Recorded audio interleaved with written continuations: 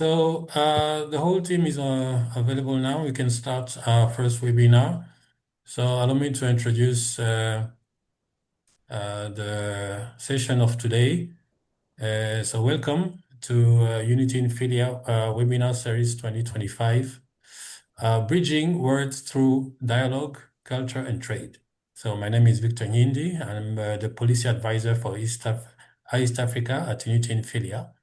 And this official program will convene distinguished leaders, scholars, and practitioners from Europe, Rwanda, South Korea, Australia, and beyond to discuss shared priorities in education, cultural diplomacy, and trade.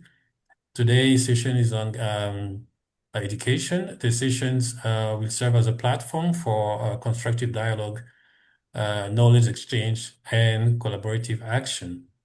And in today's session, we have the pleasure to have Dr. Vasilis Adjatas, Governor of Greek Studies, University of New South Wales, and co-founder of Unity in Philia. Welcome.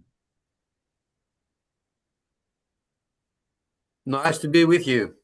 Thank you very much. I would like to welcome everyone on my part. Do you want me, Victor, to present a bit Unity in Philia before we start, or should we introduce ourselves first? Well, I will do a roundtable of everybody who is on board, and then you will have the opportunity to introduce yourself and what you do to the audience. So we also have Dr. Alessandros Antoniadis Canavas speaking from Portugal, studying across Europe cultures, opportunities, and challenge in academia. This will be his discussion topic today. Also, he's a former research fellow, Institute of Astrophysics and Space Sciences at University of Porto, Portugal. We have Professor Achilles Cameas, Hellenic Open University, and Director of Research Group of Hellenic Open University. You're welcome. We also have Teras Legese, CEO and founder, Hire Me Africa, based in Rwanda, as well as Vivens Uwizeyimana, CEO and founder at Umurava, who is building Africa's largest workforce for digital economy and tech infrastructure for the future of work. We also have Konstantinos Gouras, co-founder of Unity in Philia. You are most welcome. And for now on, I will give the floor to you, Vasilios, and to introduce Unity in Philia and what you do. Thank you. Thank you, Victor. I will keep it as brief as possible.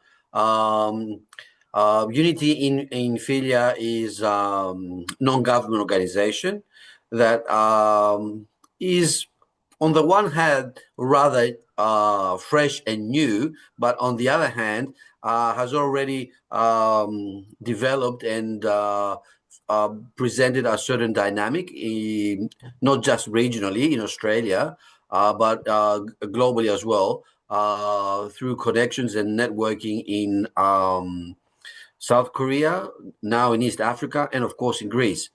It's a non-government organization that basically is dealing with cultural diplomacy, cultural connections, and of course understanding between peoples, facilitating thus education, trade, business, and a variety of other aspects, of what makes human life truly human.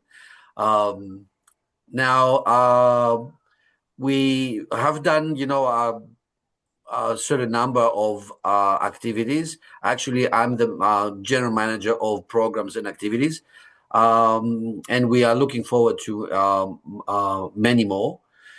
We have started with Asia, and now we are going into the domain of very, very interesting and unknown to us domain, thanks to our dear friend Victor. We come to know more and more East Africa, and we appreciate the potential that region has.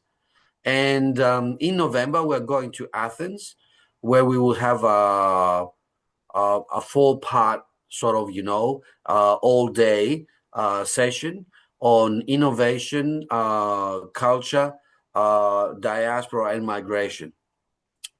Basically, what we're trying to do is to bring the experiences from Europe via Greece, of course, and from the Asia Pacific region via Australia, and see how these experiences, having had some time already coming to know one another better, how they can be fruitful, creative, and yield something better in different places, regions worldwide. That's for a beginning. I'm very pleased to be part of this first, and I will be part of the second webinar as well. And I'm pretty sure that down the track we are going to find ways to collaborate creative as possible. Thank you very Thank you. much. So I will give the floor to Dr. Alexandros from Portugal, and to introduce himself and what is the great thing he's doing in Portugal. He's an astrophysician, so we're excited to hear about you, Doctor. Thank you for the invitation. So I'm glad to talk about studies across Europe from my personal experience and the general experience of fellow students all over these years. First of all, I got my bachelor degree in physics from Aristotle University of Thessaloniki, Greece. Then I moved for my master in astronomy in Sweden, in the University of Stockholm. And then I completed my PhD degree in Portugal, in Porto, and worked as a research fellow in the National Institute of Astrophysics and Space Sciences. So I have an experience from 3 different European countries that they have similarities and differences at the same time, both academically and culturally. So from that background, I would like to give some insights to new students that they're thinking of studying abroad. And I will start first of all from the culture of academia. Then we'll speak a little bit about the opportunities. And finally, the most important thing that I believe um, young people should listen would be the challenges and at the same time advices for a successful journey while studying in academia. So over the years, I would say that at least the last 10 to 15 years, academic environments in Europe has created a kind of inclusive atmosphere. They're welcoming and supporting towards new students. And they want to integrate new students, new minds from different cultural backgrounds, working all together through a shared academic and scientific goal. So this encourages the mutual respect, regardless of origin, gender, or any academic and educational background. That's very important that I feel that modern universities give this opportunity for everyone to feel welcome and to join the studying and research teams in the best way possible. Specifically, I would say it's important to note that at least through the last decade, the language and communication through academic environments has become more kind of unofficial. That means that and this made me really impression from my transition from Greece to Sweden and later in Portugal that the professors give the opportunity to the students to understand that inside the academic environment they are equal, they're treated with respect, and from the most simple thing, let's say an exchange of emails, you will see that the professors and high-ranked researchers will reply just by using their first name or in a language that it's encouraging to students to communicate with them. So this, it's kind of not only a symbolic way uh, how new students are treated, but they give the aspect and the idea that they can have an open discussion and collaboration, all in terms of a mutual respect. And to add on this, I would say an important thing that made me realize in the recent years is this open culture, open door culture that they have in the institutes. And this is something that I believe the previous decades were not as a standard. So, I mean, professors and researchers have opened their doors in their offices, meaning that new students are welcome to ask new questions, to discuss ideas, new things. And of course, a new student should take this opportunity to realize that they must have a motivation, and it's like student driven. So if they want to go forward and succeed in their studies, they don't need to be afraid. They don't need to hesitate to communicate with professors. And this open door culture, it's like that. We're here, we're available to discuss, to solve questions, to contribute to the student progress. And something that, well, in the world it's not obvious, but in the university it is obvious, and I can guarantee that the students must have a clear mind about it, is that there is justice, like you get what you deserve. If you're really interested in your work, and if you focus, and if you have um, good grades or good research, it's sure that you will get the recognition that you deserve. So this academic justice is really important, because outside, in everyday world, we see some kinds that you struggle and you feel that you don't get what you deserve at the end of the day. But the academic environment promotes this culture that the effort you give, it will pay back. So moving to the opportunities, and when a young student, especially from Africa, would say, okay, why I need to change the continent in order to do study? So there is, in multiple levels, there are some opportunities and advantages that the young students will gain from moving abroad to study. First of all, they are exposed to different and diverse perspectives. So in everyday life and in everyday academic life, engaging with international fellow students, with researchers, and at the same time realizing and having contact with diverse lifestyles and perspectives grow the students in an intellectual level. And this enhancing um, cultural understanding will grow new students not only as academics but as humans. This idea of a global citizen with a universal mindset, I believe it's as important as the certificates themselves.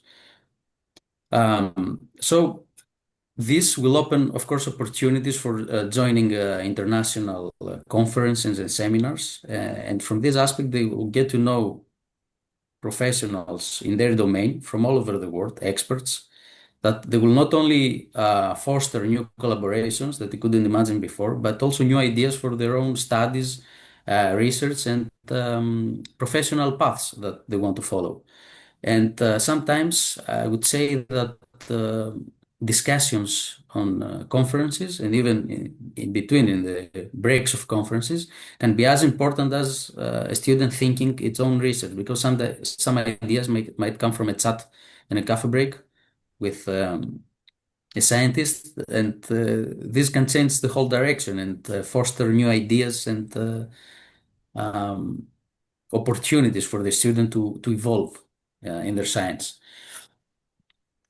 From all these, how to say,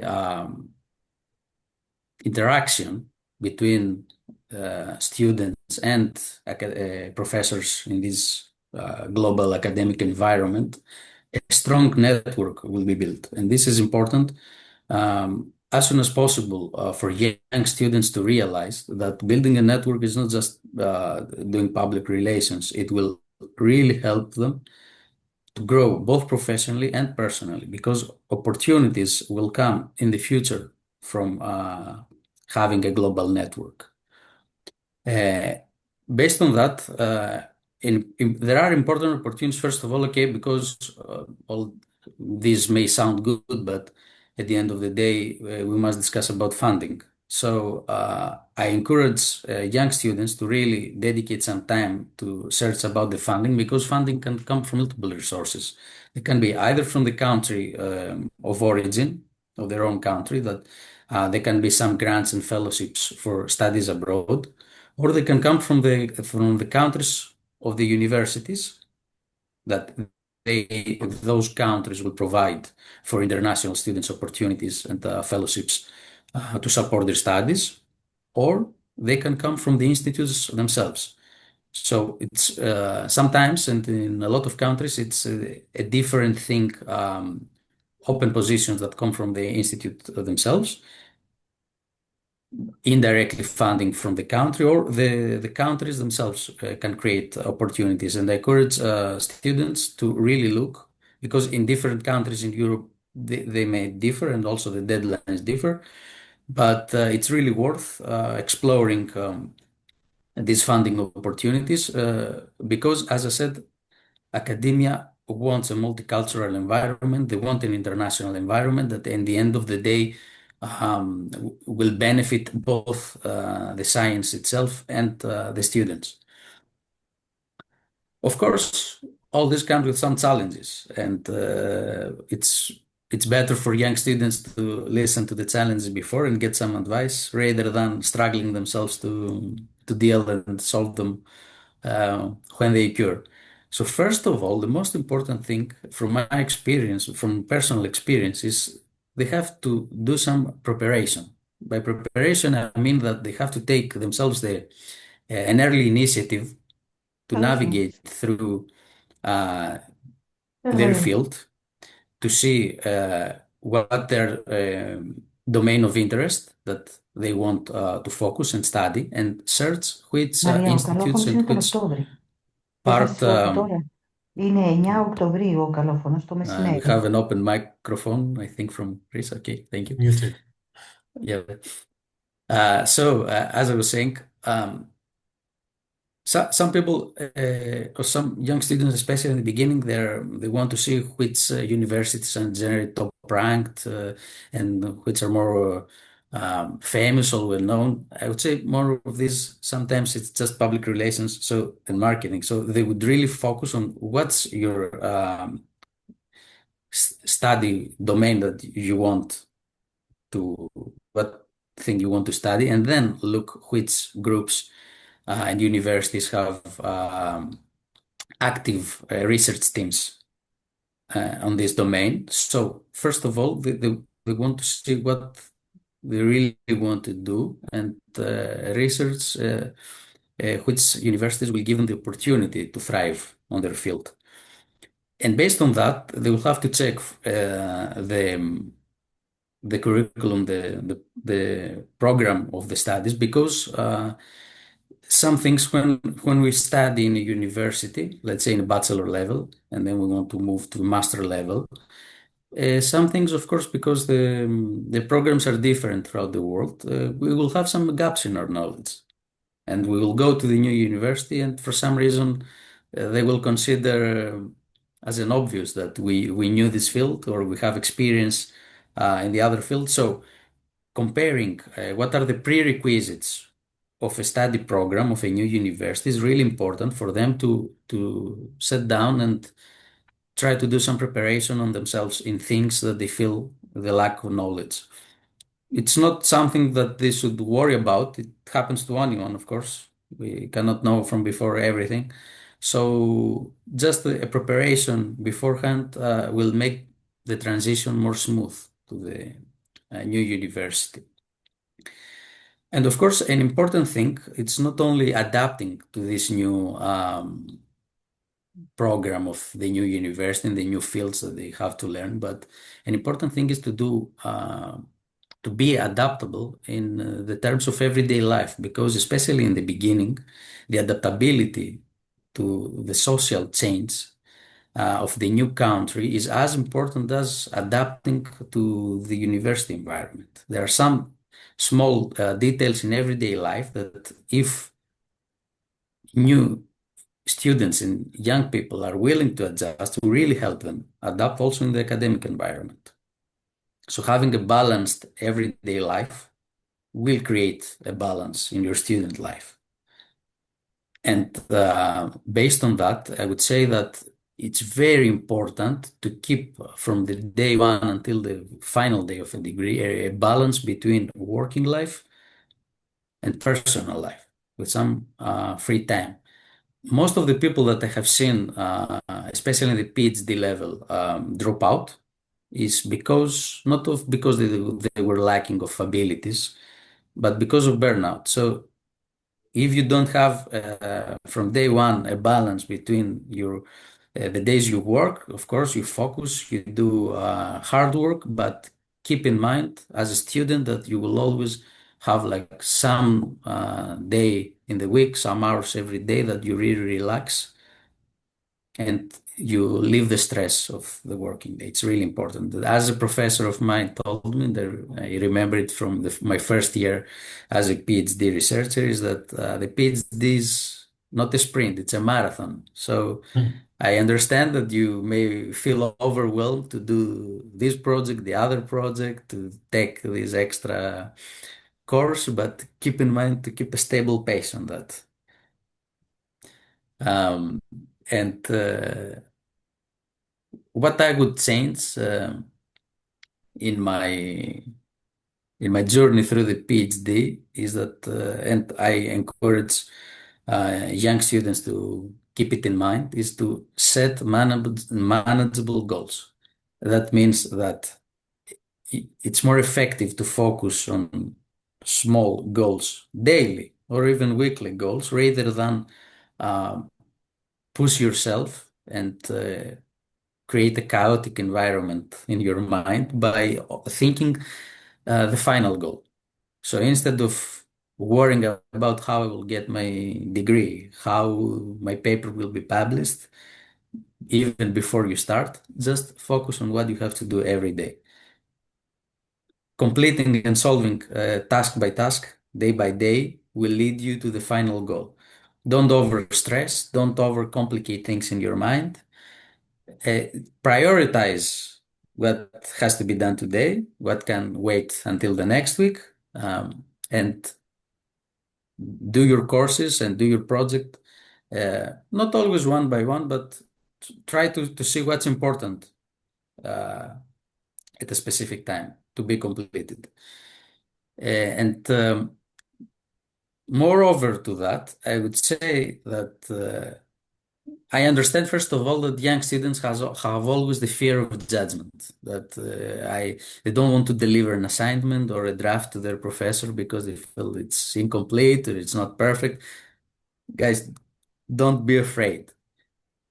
There are people delaying their work because they want to be as perfect as possible, but in science and research, perfection never comes. It's actually in the nature of research to always improve and develop. So I would encourage young students not to be afraid to deliver their assignments and their drafts to their supervisors on time, even if they feel they're not perfect. And by this collaboration, as I said, and this culture that in European academia exists, that there is communication, and there is openness, and there is open dialogue between students and academics, the road is open to deliver what they have to deliver and be successful towards obtaining their certificates and beyond. Finally, I would say that, of course, nothing is as easy as it seems, and there are some drawbacks in academia. And in recent years, especially, I would say the most important challenge that young researchers have to deal with is the temporary positions and the mobility that exists. So young students, either if they plan to return to their country of origin, and I encourage that to return this knowledge that they took from their academic journey and put it on practice on their country to develop, because they will have an expertise that it's really important and valuable for their countries to return with all this skill set and apply it. But if they want to continue working abroad, they will have to deal with mobility. So being a permanent researcher in academia, it's very difficult nowadays. So they will have to keep in mind that this comes with the lifestyle, that they will have to change position and countries probably like every 5 years, especially in the first stages of their career. If they're willing to embrace this lifestyle, it's interesting, but I understand at the same time that it's not for everyone. This will also have to, later on in our life, we'll think, okay, how we combine this mobility of a researcher with personal commitments in the family life. And this is something like the very future plans. They will have to be considered by young students, of course, not in the first years of the degrees, but this global citizen that I mentioned in the beginning comes also with the fact that it's really difficult to settle down in a specific city or a country. But to sum up, I would say that there is only they will only gain from thinking of studying abroad, because at the end they will not only have gained a degree, certificate, but they will gain a universal culture and the personal growth that it's very difficult to come when you start and finish your studies only in one country. So all in all, there are challenges that I hope I gave some insights and advices, so to be ready beforehand. Thank you very much. Thank you very much, Dr. Alessandros. Actually, it's a good transition to what actually Rwanda is offering as a solution to you talked about student mobility, but after that you need professional mobility. And this is what our guests from Rwanda are into, Teras and Vivens. They both have, in the private sector, a focus on supporting transition from young entrepreneurs or young professional, young academics to the labor market in East Africa and beyond. So I would like to start with Teras and with her company HireMe.com. Well, how do you handle the future of employment in the era of IT and AI? Because now the skills that Rwanda has been able to develop through excellent education, universities, international universities being here to train Rwandans, but also foreigners, because Rwanda is actually training in 23, 24, they train more than 9,000 foreigners in the universities. So this is a pool of skilled, bilingual, well-trained, young future professional. How do you do at HireMe.com to give that space in a regional perspective, but not now also that we are linking with Europe, Greece, and Australia and Southeast Asia? What's the perspective that you can share for your company and the people you are engaging into your offer? Okay, thank you very much, Victor. Hire Me Africa, we focus on branding each student the right way. My biggest wish in the world is that young people to be understood. And I was very glad to hear Alexandra's and how he explained a life of a student. And that's exactly everywhere in the world, it's the same. And the focus for young people most of the time is when I finish education, where do I go? Where do I start? Who's going to employ me? Do I have the right work ethics? Am I going to be impressive? So all these big questions that they have to ask themselves, I totally think that a university gets an opportunity to address those questions way up in advance, because it's not enough that they learn a subject or a skill of some sort. They need to address what the market is. Universities focusing on showcasing to the students where the market is now. Where are we going now? Because the world does not stop because the university has a specific way of teaching or training, or refuses to move from one level to another. So Higher Africa was born literally 10 years ago because I saw the need of understanding the process. And looking at the process of hiring, I understood why young people are not hired immediately. I would think an employer would see the advantage of having a young person who is willing to be loyal, willing to be given a chance to learn, willing to be given an opportunity, no past habits, bad habits has been already established. So you would think you would want a young person who knows that specific skill that you need in your company for a cost. So on my side of the story, when I talk to clients and I say, why aren't you hiring interns more? These are the ones that will actually stay longer, and embed your goal in your missions. So, and they always come back to me and say, well, we're looking for someone who's experienced.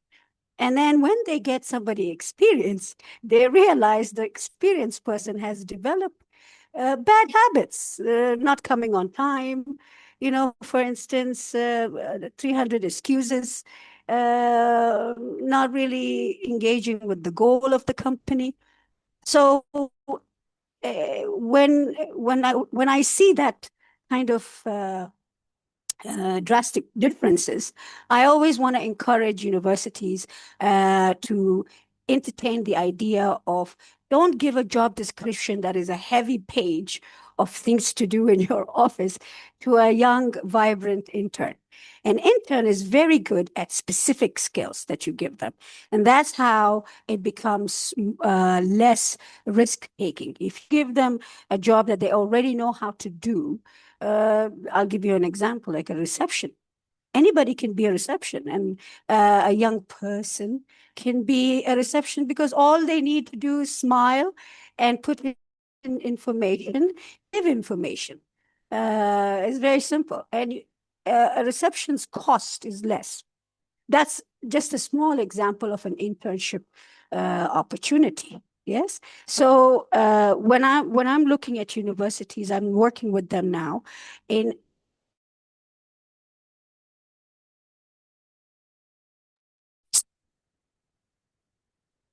We lost you to this. include sorry. Okay, we just lost you for 5 seconds. When you were working with university?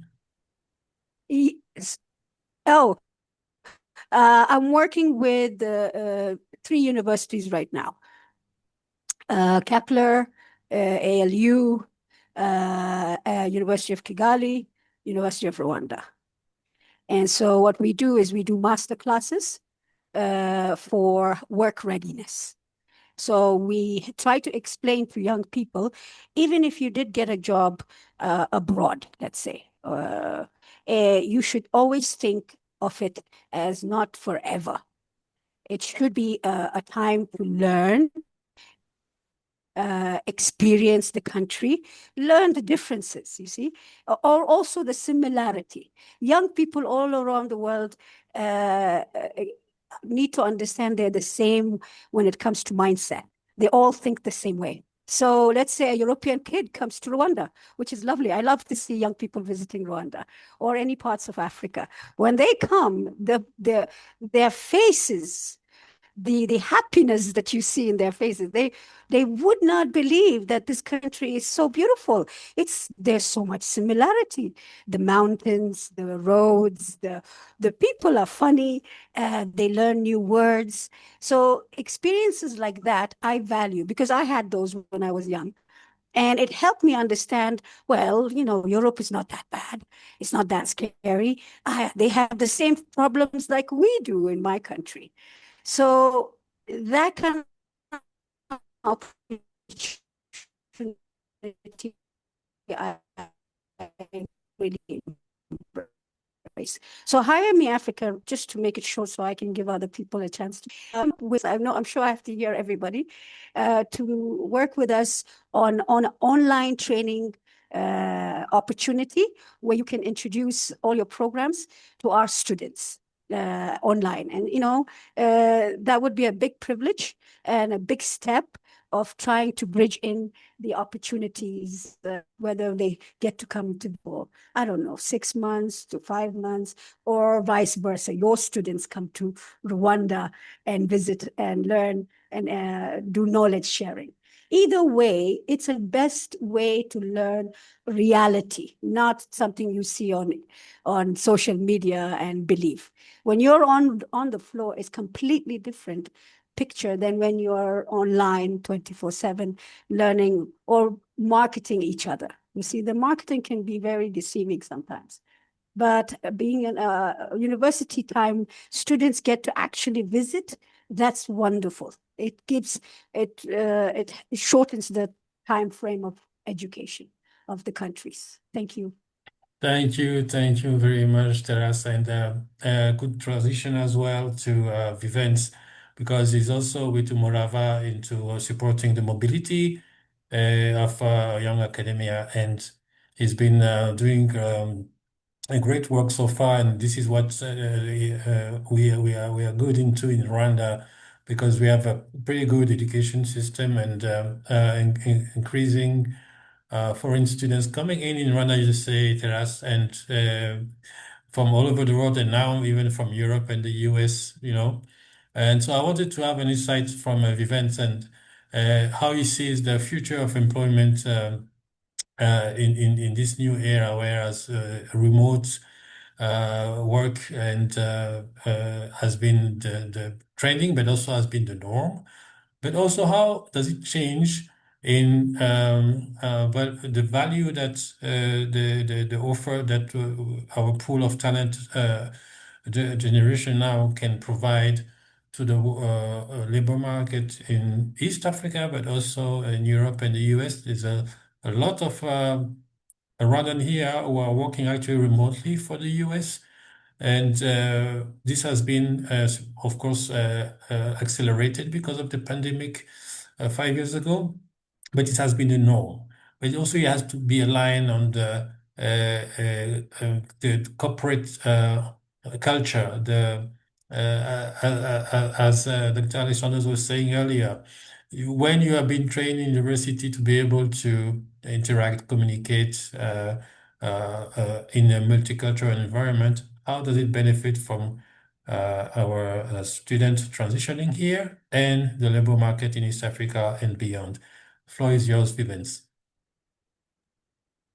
Sure, yeah, thank you for that. And I think to start with something you have mentioned around considering the remote work as an essential, especially for the East African, I would say, best the talents or people, it should be the essential at the moment. And because before, if you could graduate from Rwanda or Kenya or Uganda, the high priority for the jobs you are dreaming, there are those jobs either in big banks, in big manufacturing companies, or even in big IT companies that are available in that country.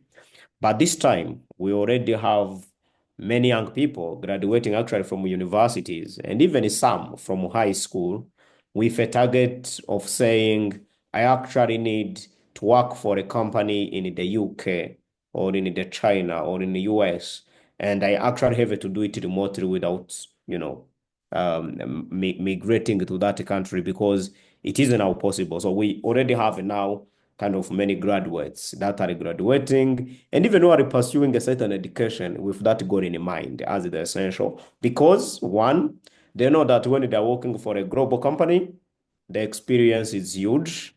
And also number two, they know that they will earn more money than actually the money they can earn in a local company, be it a big company. So you find that an SME in the UK or US is paying a higher amount than what a corporate company might be paying here per month. And the good thing now, we have a lot of careers that I would say they are typically within remote work types of jobs, delivery. But we know that the remote work has made it possible, even for many other careers around, as long as any job that can be delivered or done remotely, we are getting more people actually pursuing that. So that's one scenario.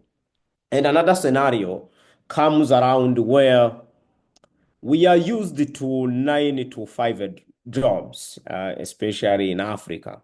But this time, we have seen many, both young professionals and even senior professionals, who are leaving their job at 5 p.m.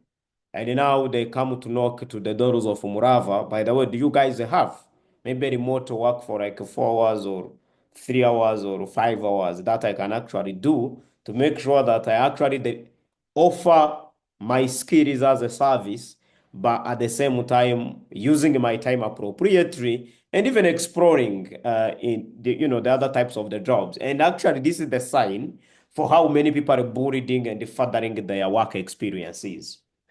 So, and it comes to what even Alexandros said. I don't know if I'm pronouncing the name very well, where this time around, we actually need more students. The time they're still in the universities, we want them to think of this value of being a global citizen in mind, just from day one.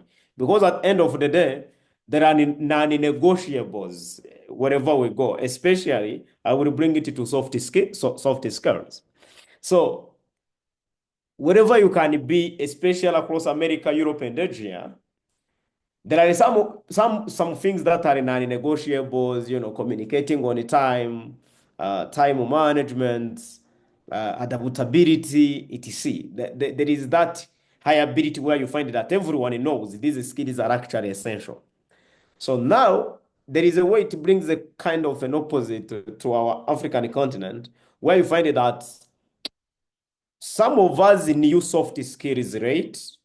And a few who know them are those ones who studied in those also global, countries, or even some of actually the people who studied in global universities, probably while we were here in Rwanda. That's when we know that these are some of the soft skills actually that enhances someone's productivity and growth. So, and when you look at these types of skills and values and whatever principles, they're actually the ones that make someone to grow, whether be it you are studying or even you are working.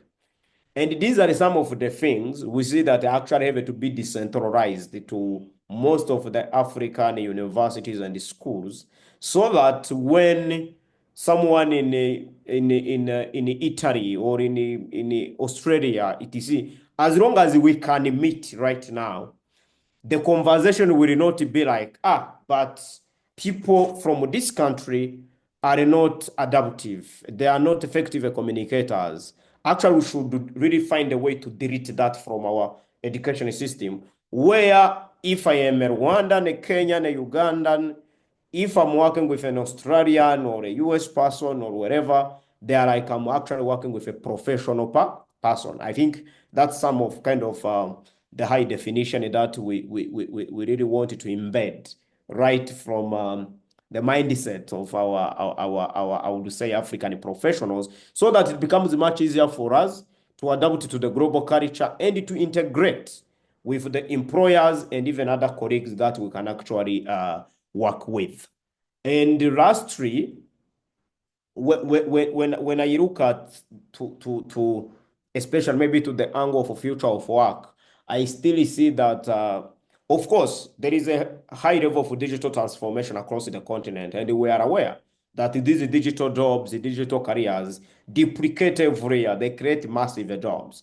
But even other industries, maybe like health, manufacturing, etc., no matter you are doing, there are still plenty of the jobs out there. And when you talk to companies and organizations every time, they will be like, we actually need these types of people, these types of people. But when you go back to the university, you see someone saying that, I'm tired. I know some people graduated, they didn't find the jobs, etc.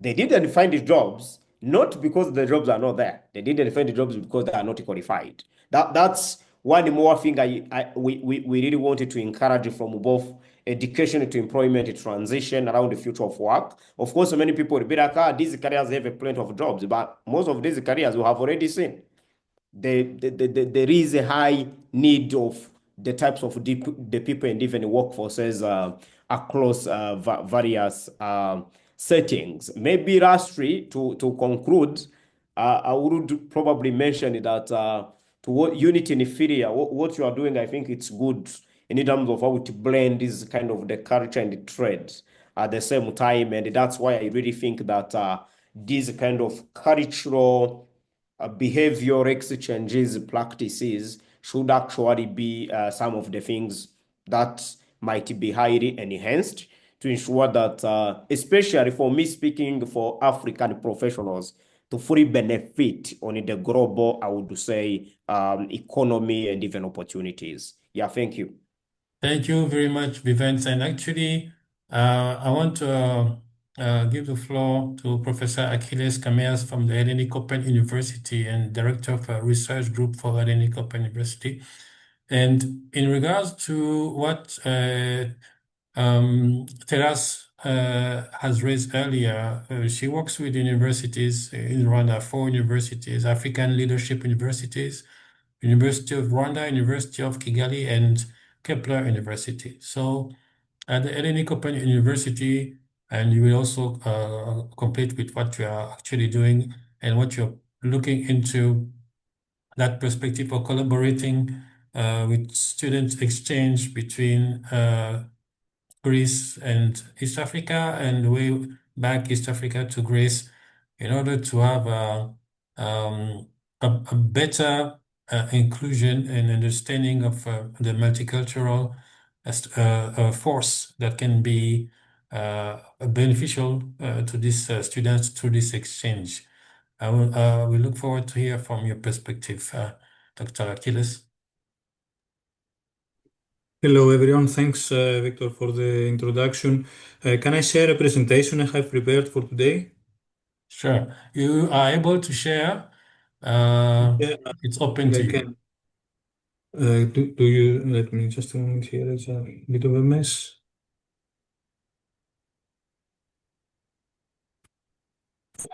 You can share full screen. Okay. Do you see the full screen now? Yes. Great. Great. So, hello again. I don't see you at this point, but I hope you see me. We see you. We see your presentation and you see yourself. All right, great. Thanks for inviting me in this very interesting webinar. I'm really happy to participate and to collaborate with Unity in Philia, who I am really happy to see that they apply the ancient Greek way of um, opening up to the world, which combines culture and trade and business. So yeah, we really subscribe to this vision and mission, and we'll hope we will be able to contribute to that. I am professor. I'm Achilles Kameas. I'm professor with Hellenic Open University and on the school in the School of Science and Technology. I was also the dean of the school until a few days ago. I participate in the Senate of the university. I was member of the managing board of the university. Now I'm a member of the Lifelong Learning Center of the university and the Gender Equality Committee. Just to give you an overview of the different roles I have in this university. But let's say, and I'm also, I didn't say I'm professor of mobile computing and Internet of Things, and I'm directing a master's course on the topic. But let's say, biggest slice of time and my heaviest effort goes to supporting DAISY, the research group that I have founded about 20 years ago. DAISY stands for Dynamic Ambient Intelligence and Socio-Technical Systems, and more or less this summarizes what we do. I'll say a few words about us later, but in my presentation today, I would like to contribute a few programs that the European Commission is funding, which support the collaboration between European universities and non-European universities. So let me go through that. Also, I would like to mention that Hellenic Open University is an open university, which means that we teach from a distance, we offer lifelong learning opportunities, and this attracts many professionals in our country, in our programs. I will explain a bit about this later as well. So, my presentation is about lifelong learning, professional development, and capacity building or development, and I wanted to say, first of all, to make sure that we understand all of these terms in the same way. These are definitions I got from European Commission documents, and especially the Erasmus Plus handbook. I will say a few words about it later. I'm not going to read all of this, just to highlight some aspects. For example, lifelong learning includes learning in all its forms and can take place at all stages of life, and that is really important for us.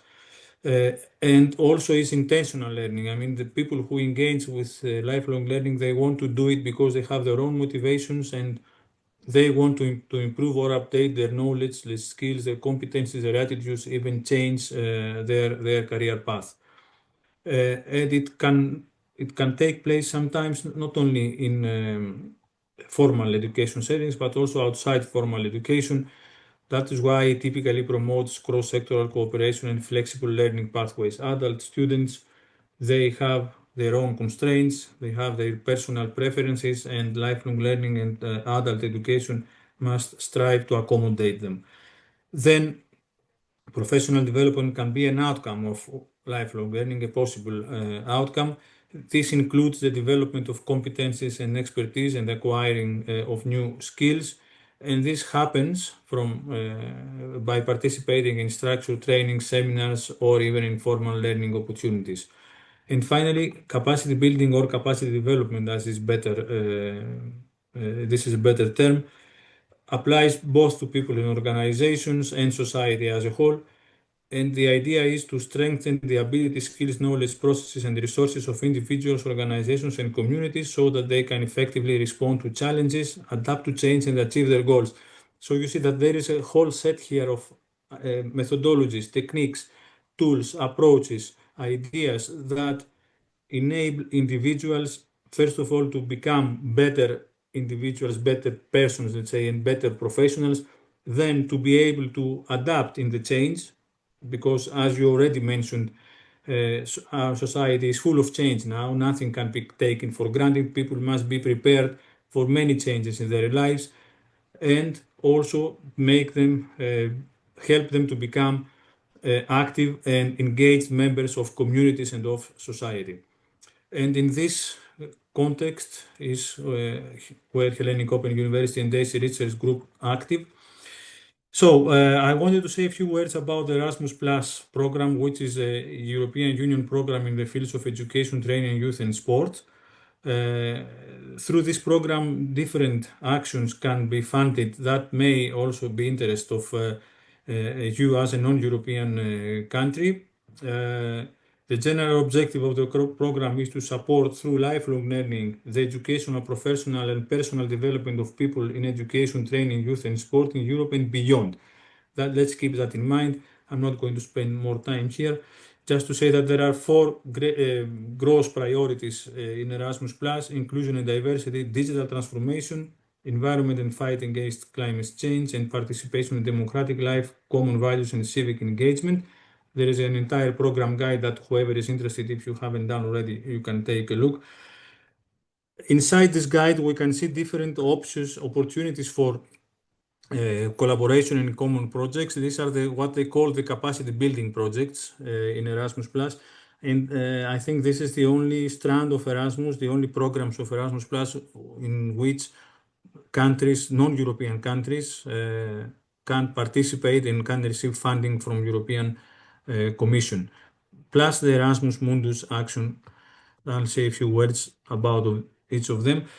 Before that, all these programs that are addressed to non-European countries, these non-European countries are grouped in regions, and here we see that there is Region 9, the Sub-Saharan Africa, and these are the countries that make part of this region. Rwanda, as you see, is included, plus a lot of other African countries. And these countries can participate in projects and receive funding in the context of capacity building.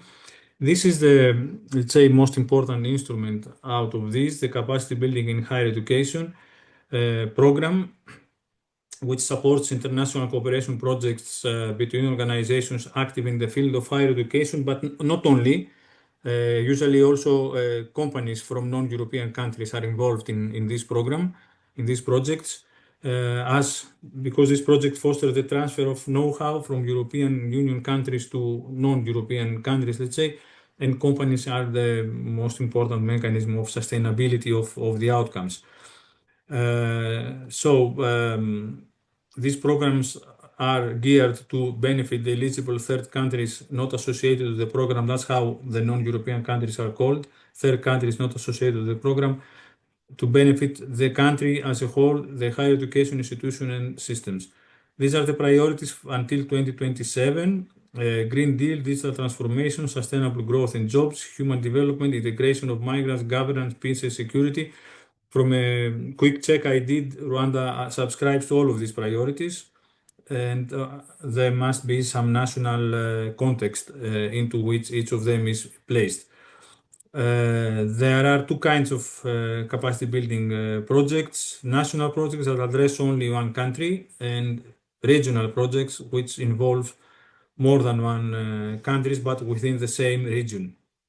And the three kinds of projects that can be submitted, proposals that can be submitted, are first, this is the strand one that is called fostering access to cooperation in higher education, which is designed to attract less experienced higher education institutions and small-scale actors, that is,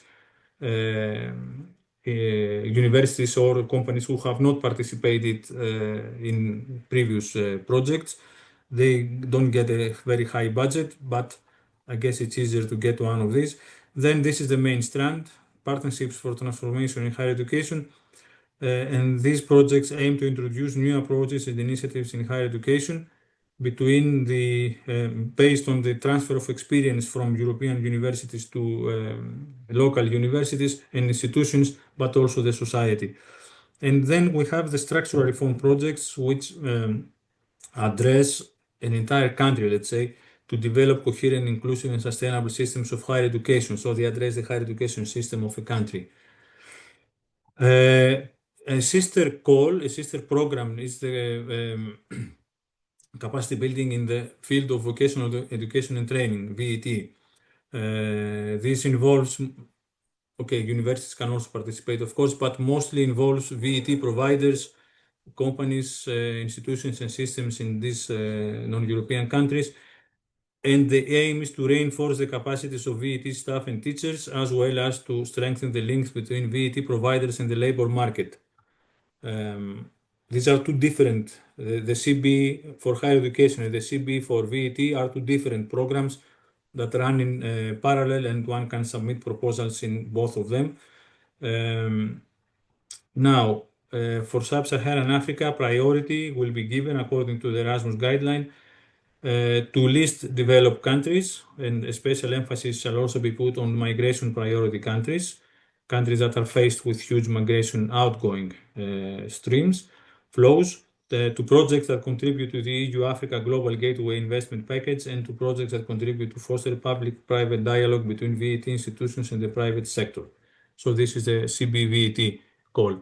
And finally, the Erasmus Mundus action, which addresses the development of new master courses jointly delivered and jointly recognized by higher education institutions which are established in Europe, but it is open also to institutions in other countries of the world. So non-European universities can participate either in the delivery of joint masters, this is the lot one, or in the design of joint masters, and the delivery can follow as a second project. Okay, these are some of the opportunities offered, at least the ones that I know, by European Union for joint collaboration of universities and companies with non-European countries. I'm going to go through some of the projects we are already implementing. We are really active in capacity building higher education projects, but with Southeast Asia countries, we have very good collaborators there. Just to give you an example of the kind of projects we are implementing, this is called just a moment. Okay, this is called Angel. This is the project that we already implemented with some universities from the Asian countries. And the idea, sorry, it seems that there is an automatic transition here. The idea is to, this project is focused on green knowledge and skills and the ability to deal with poverty, digital divide and leadership gaps. And what we developed in this project was massive online open courses. Angel Innovate units in each partner university. They were established together with Angel Hubs in each partner university. So this, together with the university network, were the mechanisms for sustainability. Then we have the Masters in Industry 4.0, another project that we also implemented, again with some countries of the ASEAN region. And in this project, we developed new curricula based on Industry 4.0, depending on the different needs of each country. We established synergies and links with the regional industry. Then in each university, there was established an Industry 4.0 laboratory, which also was the sustainability mechanism, and we trained the academic staff in using all these tools into their everyday teaching practice. And finally, this is a project that is running now, still running, the SCALE project, again with Asian countries. This is about smart cities. It's about building the helping smart city employees, workers, I don't know, people associated with smart cities to building the missing competencies so that they can support the development of smart cities. Again, this time we developed a competence framework and then innovative micro courses based on the competence framework. And again, we established viable synergies and links with regional and national providers of services for smart cities.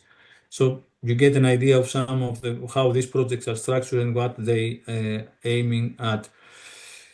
A few words about our group now, quickly.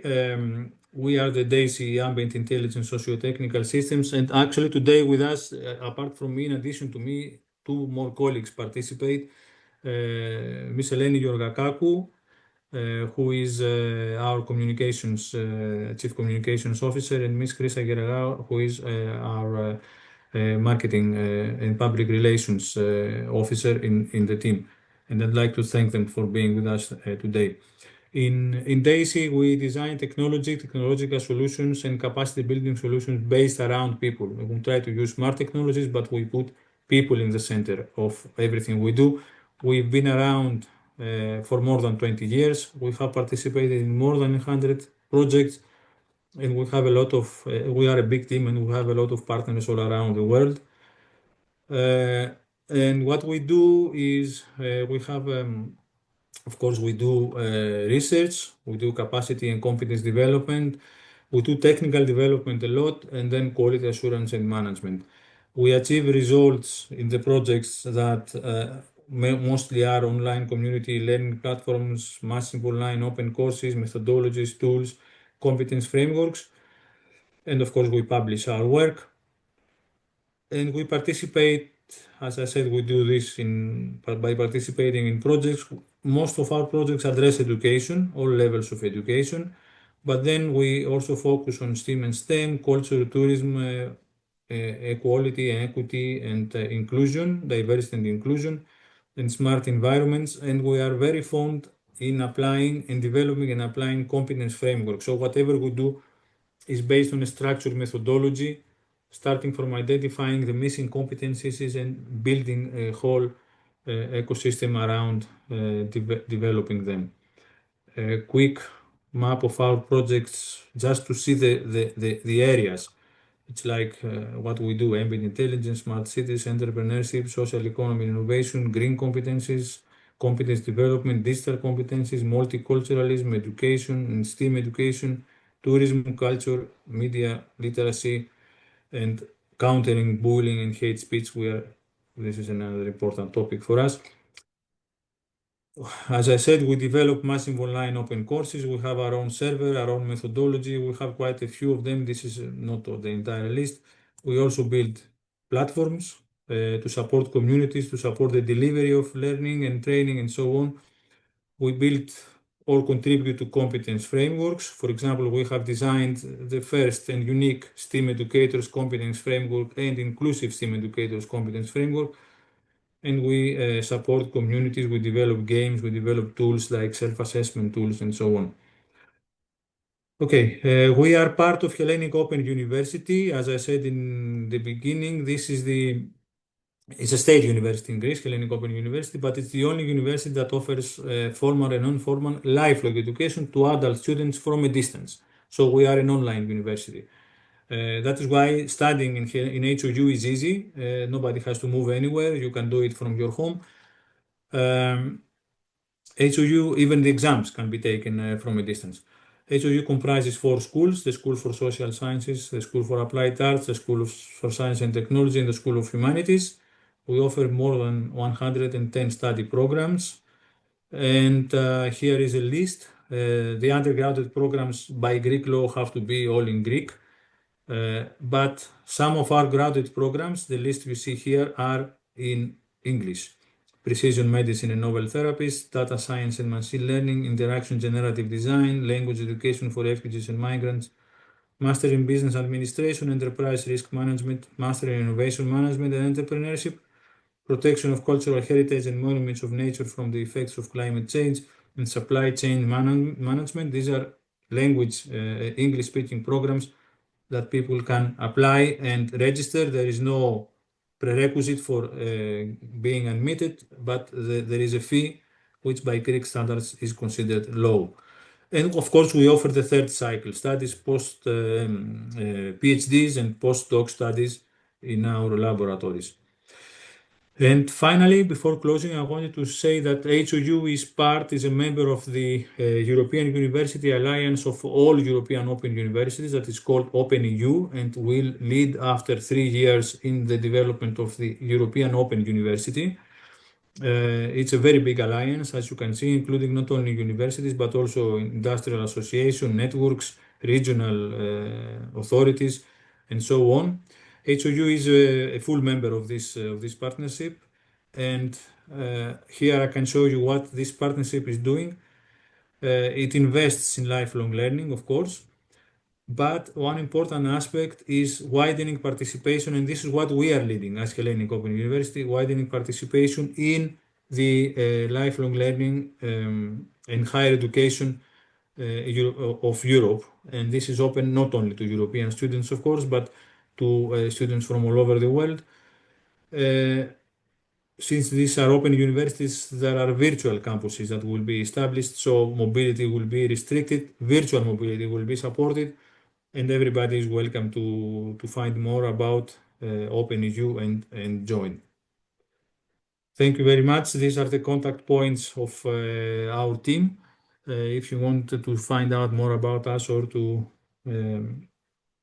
talk about possible collaborations, we will be happy to hear from you. Thanks a lot. Thank you. Thank you very much, Professor Achilles. Actually, I was following the presentation. I was also following the reaction from Teras. You see that here you have definitely an answer to what you are doing here in Africa, in Rwanda, East Africa, what can be done in collaboration with Greek Hellenic Open University. And this is also the objective of Unity in Philia to bridge the two continents through such academic exchange. So, for your perspective now, Teras, how do you see these opportunities on your end, and how you can actually stimulate the collaboration with the university you are already working with here in Rwanda with universities like Hellenic Open University in Greece, and build from what they have and for what you have a sustainable and tangible offer for our young students transitioning to the labor market or looking for remotely now being able to continue to pursue the studies with one of these university. Yes, thank you. Achilles, I am so going to contact you immediately because here's the biggest synergy between us. We are a digital platform. And what we do mostly is we do the best screenings for all kinds of students.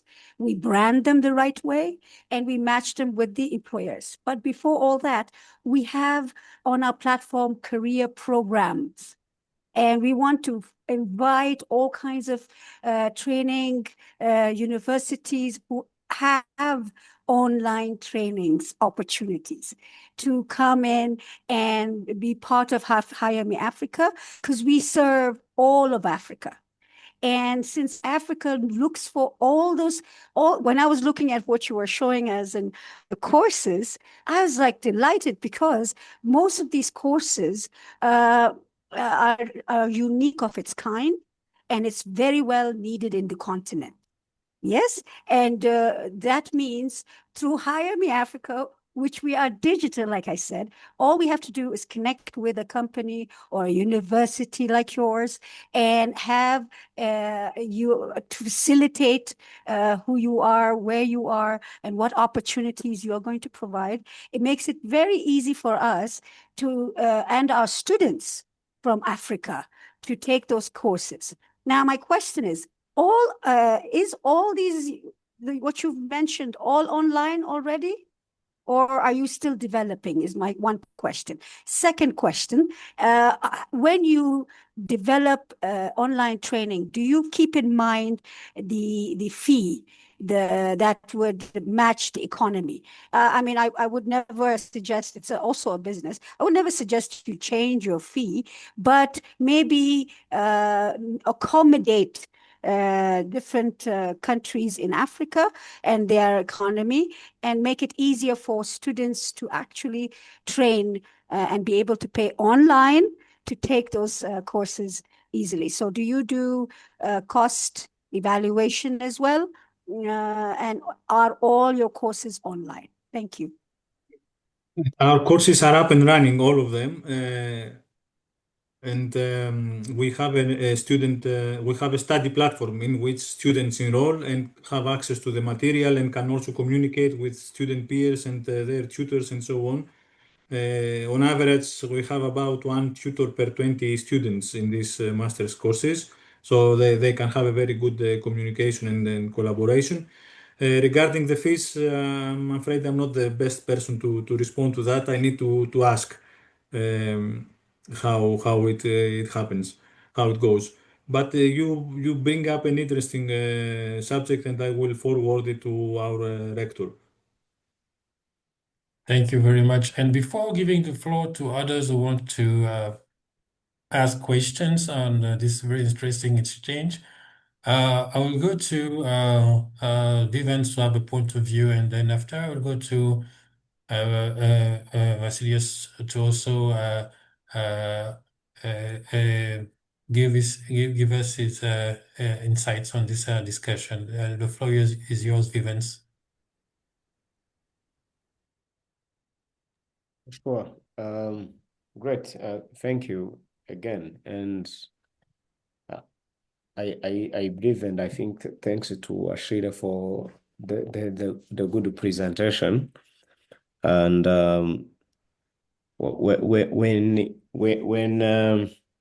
I think one more thing I needed to add, which I think is more important, is also the ability so there are some of the examples we see from our own perspective, and even from these talents we are helping to find jobs.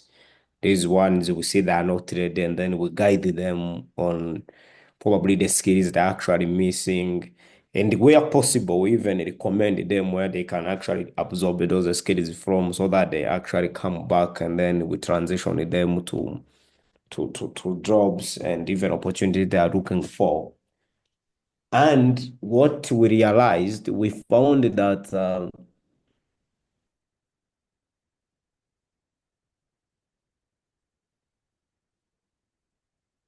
You lost your Vivens?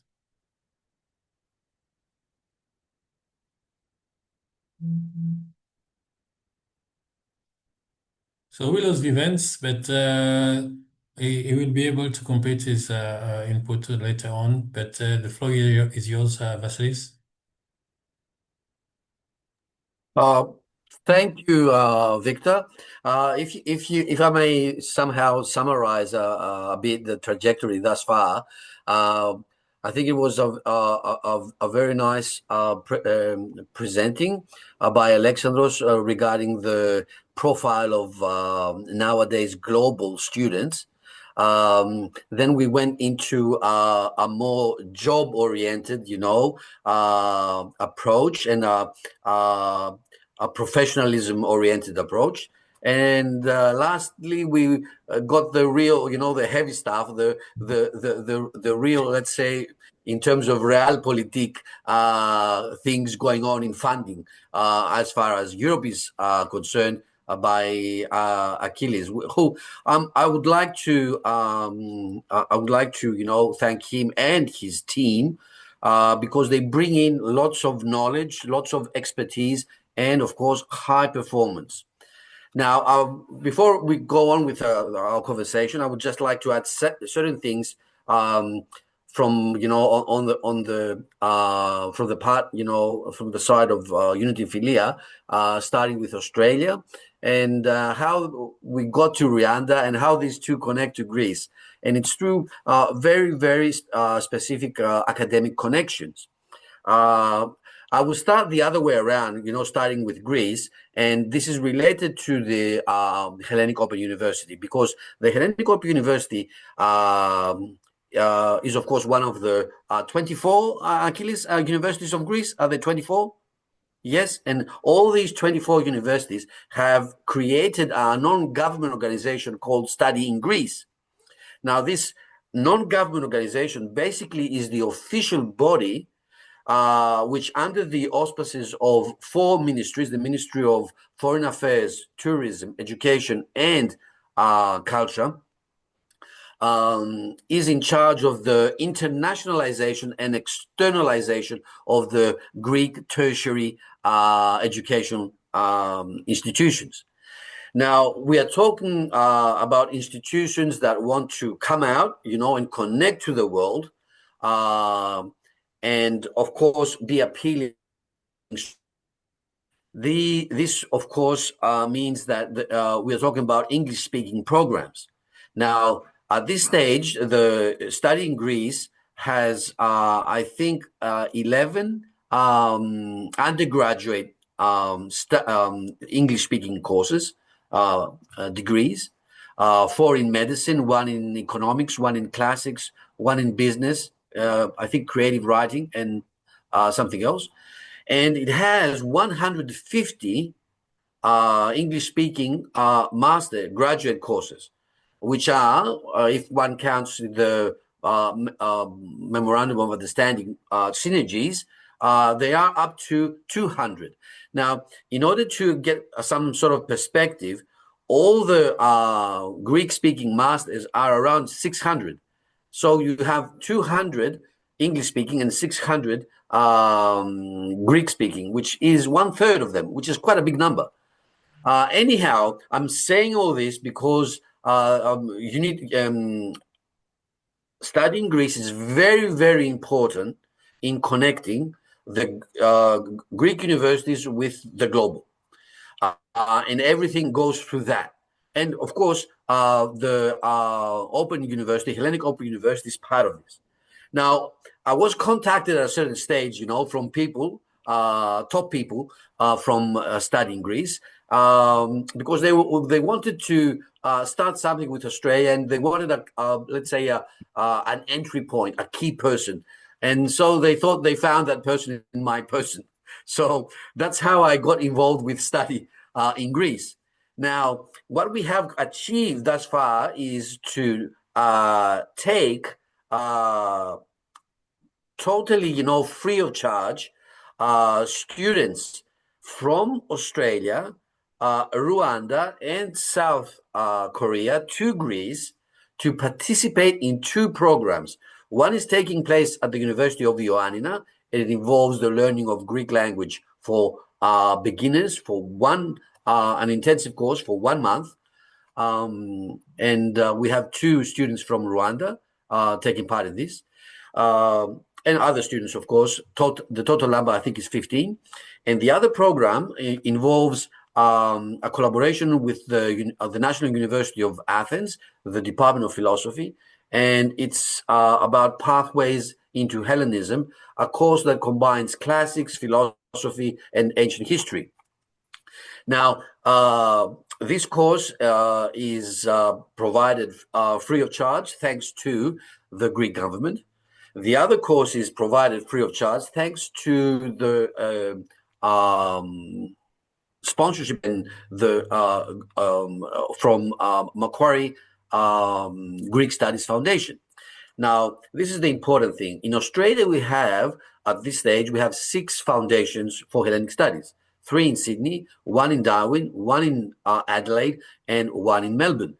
Now, these foundations are very much interested at this juncture, I would say, in the history of the Hellenic diaspora. They are interested, in connecting with Greece and providing, avenues not only for Greek students, but for generally anyone, very, very inclusive, to be part of the Greek experience in terms of culture, knowledge, science, and of course, lifestyle.